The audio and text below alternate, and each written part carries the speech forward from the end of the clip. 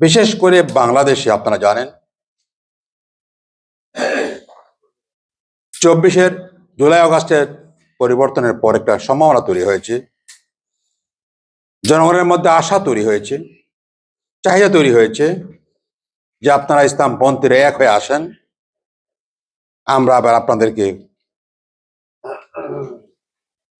ক্ষমতা দিয়ে পরীক্ষা করব। আমি জানি না তারা আদৌ করবেন কিনা। এই যে আশা দেখাচ্ছে তারা, শর্ত হচ্ছে আমাদের এক হতে হবে।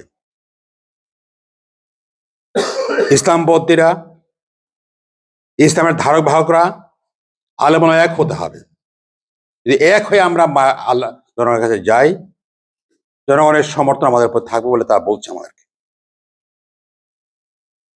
তারা ওলামাদের প্রতি বিরোধ, পাল্টা বিরোধ, এক অন্যের সমালোচনা, মানে এত বিরক্ত, ত্যক্ত বিরক্ত মানুষ শুনতে চায় না।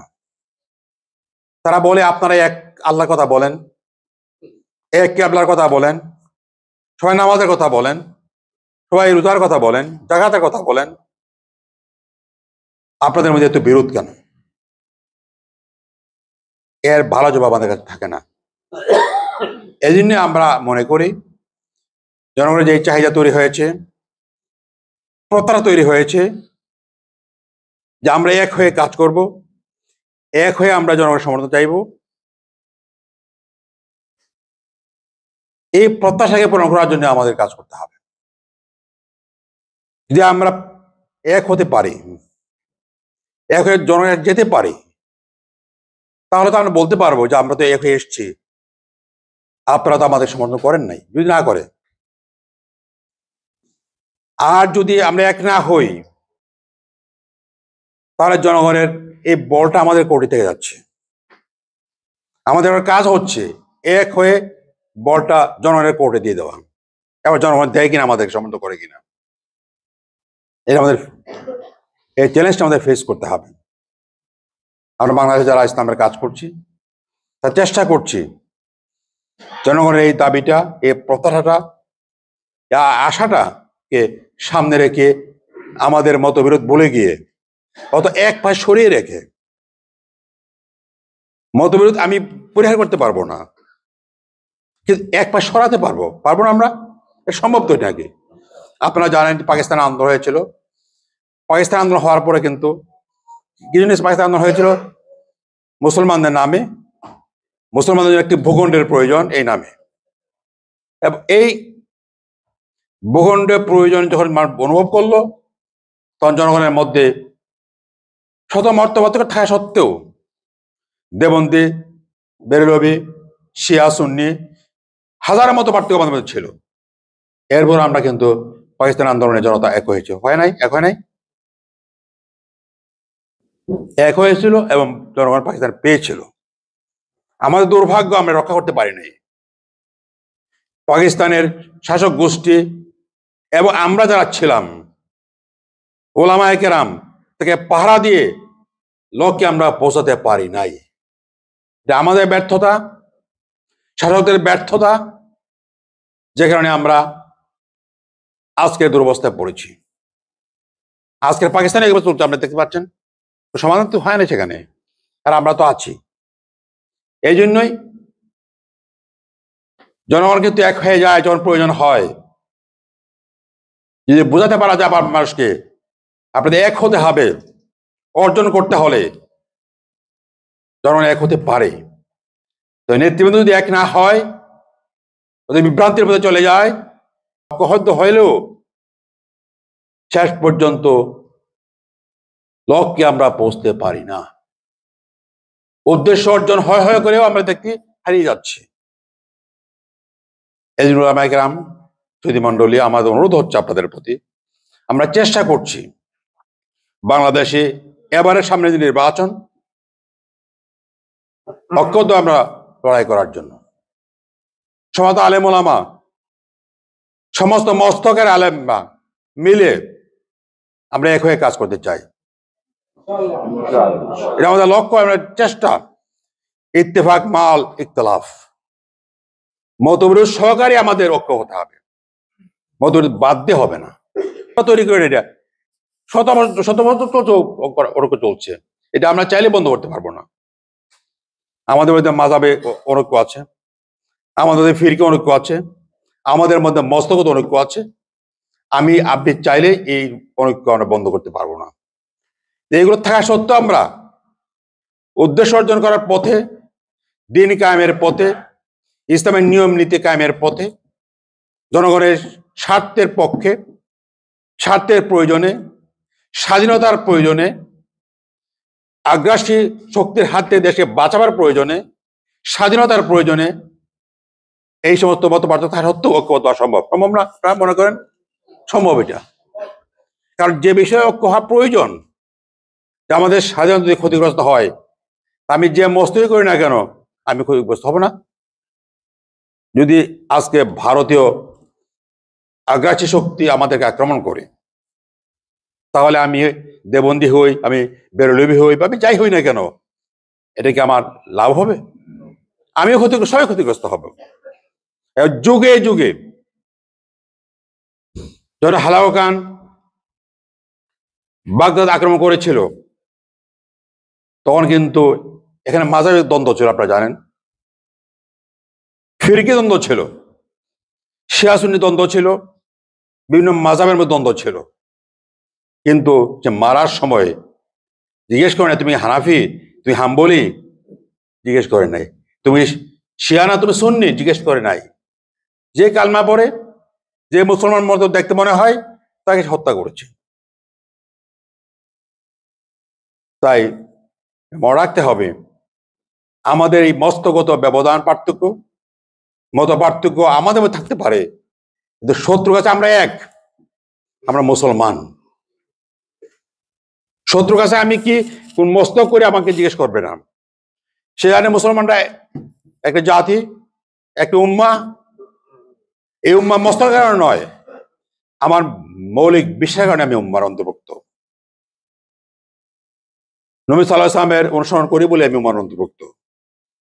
কাজেই এই মত পার্থক্য যা আমাদের আছে, এগুলো পরিহারযোগ্য। এগুলো রেখেও আমরা ঐক্যবদ্ধ হতে পারি। ঐক্যবদ্ধ হতে পারলে আমাদেরকে লক্ষ্যে পৌঁছা সম্ভব। তাই সুধী মণ্ডলী, আলেমে কেরাম, অনুরোধ হতো আপনাদের প্রতি, যে যেখানে আছেন সেখান থেকে ঐক্যের পক্ষে কথা বলার চেষ্টা করবেন, ওকে উস্কে দেবেন না। ওকে যখন প্রয়োজন, তোর কথার মাধ্যমে, ইঙ্গিতের মাধ্যমে অনৈক্য ফর্মুলা দেওয়া হয়, উম্মার ক্ষতি করা হয়, মনে রাখতে হবে। আপনার মতো বলতে পারেন, আমি যে বেশি বিরোধী বলতে পারি, কিন্তু যে কেন প্রয়োজন, ঐক্যে প্রয়োজন, সেখানে এইগুলোকে এমন ভাষা বলা উচিত নয় যে ঐক্যের মধ্যে বাধা হয়ে দাঁড়াবে। যখন কোন সমস্যা থাকে না, তখন আপনি বলতে পারেন। কিন্তু যেখানে নামাজের সংখ্যা এই সমাজে কম, নামাজি বাড়ানোর প্রয়োজন যেখানে মনে করেন আপনি, সেখানে নামাজ কেউ রাফেদানি করে না এটা বড় প্রশ্ন না। নামাজ বাড়ানোর বড় প্রশ্ন, মসজিদের লোক আর নাই বড় প্রশ্ন। এরপরে সে কিভাবে পড়বে, এটা তার মস্ত বা মাথা বনে পড়বে, এটা বড় প্রশ্ন নয়।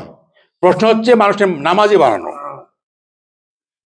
আজকে বাংলাদেশে মনে রাখতে হবে, এখন নামে আমরা সবাই মুসলমান, কিন্তু প্র্যাকটিসে আমরা মুসলমান ঠিকমতো না, আমরা সবাই স্বীকার করছি। যদি আমরা দেশকে ইসলামের প্রতি পরিচালিত করতে চাই, যদি আমরা সমাজকে ইসলামের আলোকে, নবীজির রেখে যাওয়া সুন্নাহর আলোকে চালাতে চাই, সমাজ থেকে দুর্নীতি, অন্যায় দূরীভূত করতে চাই, জুলুম বন্ধ করতে চাই, চাঁদাবাজি বন্ধ করতে চাই, তাহলে আমাদেরকে ঐক্যবদ্ধ হওয়ার প্রয়োজন, বিকল্প নাই। আমরা ঐক্য হলেই হওয়ার অর্থ হচ্ছে ইসলামের শত্রুরা যারা, তারা আমাদেরকে ব্যবহার করবে, জনগণকে ধোঁকা দিয়ে ওই পরিচালনা করবে।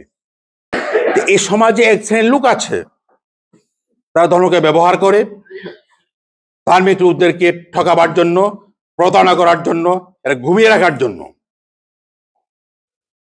আর যদি আমরা সচেতন হই,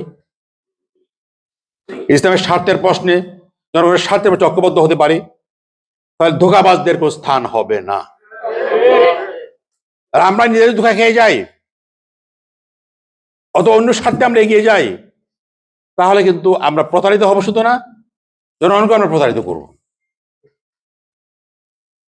তাই বাংলাদেশে চেষ্টা আমরা করছি, আশা করছি আমরা যে আলেম ওলামা, দিনদার বুদ্ধিজীবীরা, সব মস্তকের উলামায়ে কেরাম ঐক্যবদ্ধ হয়ে এবার জনগণের যাবেন, আমরা আশা করছি।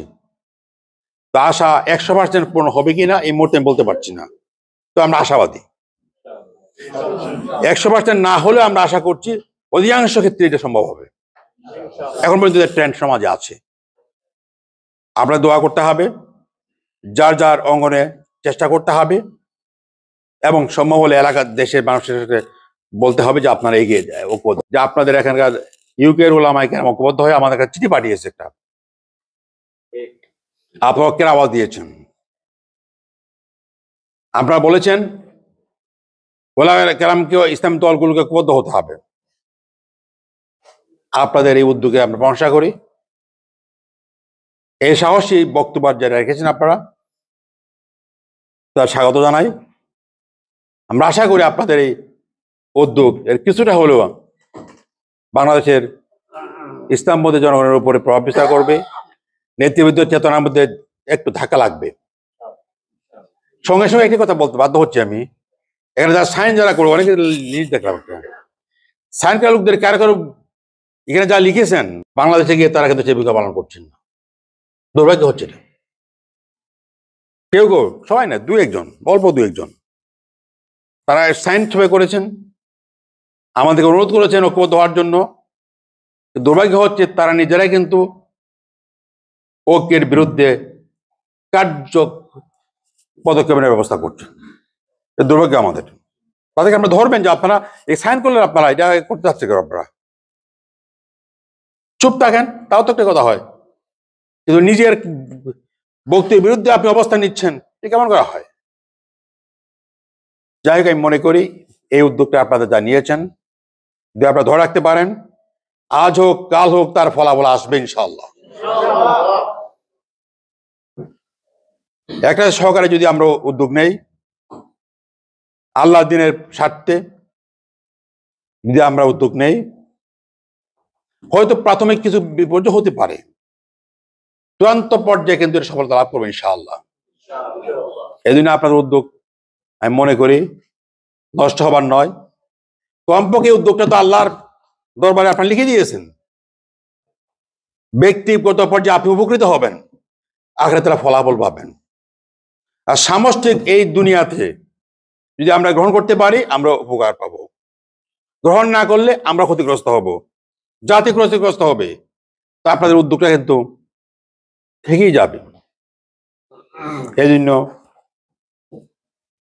সম্মানিত উলামায়ে কেরাম, আমি কথা বাড়াচ্ছি না, আমরা বাংলার চেষ্টা করছি, প্রায় সব ইসলামী দলের সঙ্গে আমরা কথা বলছি, মিটিং করছি। এখন আপনারা জানেন যে মাঝখানে আমাদের জাতীয় সনদ নিয়ে সমস্যা তৈরি হয়েছে, আমরা আশা করছি এটা তো 1-2 সপ্তাহের মধ্যে সমাধান হয়ে যাবে।